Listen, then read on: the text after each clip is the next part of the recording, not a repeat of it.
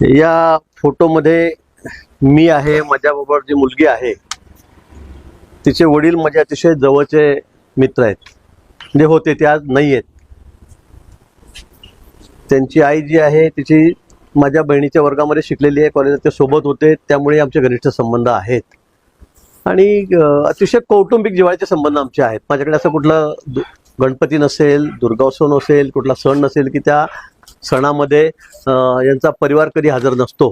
आणि म्हणून या ठिकाणी मी काही फोटोसुद्धा आणलेले आहेत. या फोटोमध्ये माझ्या मुली आहेत, मी आहे.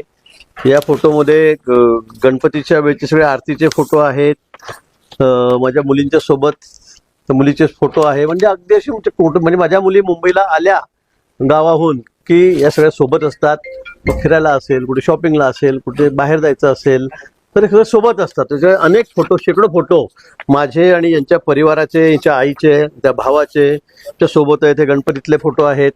माझ्या मोठ्या मुलीच्या मुलाला खेळवताना ती या ठिकाणी दिसते, फोटोमध्ये दिसते. असे अनेक फोटो मी आपल्याला दाखवू शकेल की ते या ठिकाणी आहेत. हा गणपतीच्या आरतीच्या वेळेचा फोटो आहे माझा, माझ्या बायकोचा. मोठा उत्सव आपण मुंबईला करतो त्यावेळेला सुद्धा ती त्या ठिकाणी असते. तिच्या घरचे सगळे कुटुंबीय हजर असतात, भाऊ असेल, आई असेल.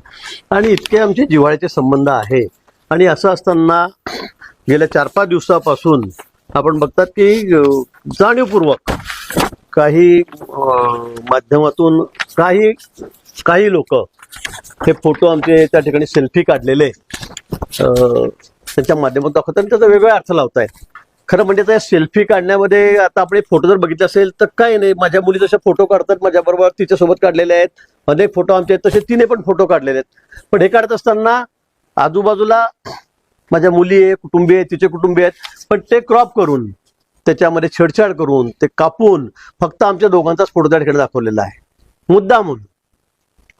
आता मला कळत नाही हे आपण असं का करतो आहोत, यामुळे कोणाची काय बदनामी होते. आपण राजकीय, आपलं काय असेल राजकारण आपण ते करू, आपण काय असेल ते लढू, पण अशा पद्धतीने एखाद्या मुलीचीही बदनामी करणं हे कितपत योग्य आहे. आणि आजकाल आपल्याला माहिती आहे याच्या माध्यमातून त्या क्रॉप करून, मॉर्फ करून कशा पद्धतीने फोटो दाखवले जात आहेत. जगातले, देशातले सगळ्यात मोठ्या लोकांबरोबर किती घाणेरडे चित्रण या ठिकाणी केलं जात आहे, दाखवलं जात आहे.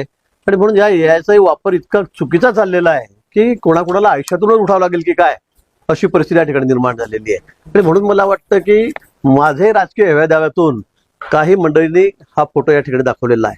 आणि हे दाखवणारे आपल्याला माहित आहे हे कशा पद्धतीने, अगदी आमच्या सर्वोच्च नेत्यांपासून, देवेंद्रजींपासून, सगळ्या आमच्या